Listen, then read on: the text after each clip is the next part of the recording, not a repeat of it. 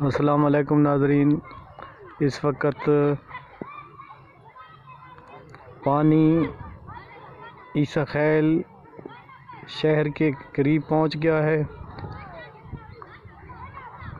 हज़रत दादा गुल फ़कीर के मज़ार तक ये पानी पहुंच चुका है नाज़रीन।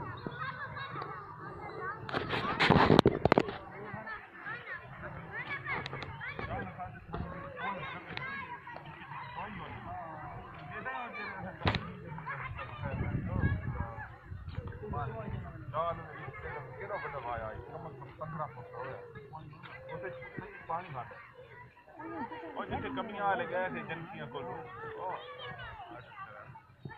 पानी आया।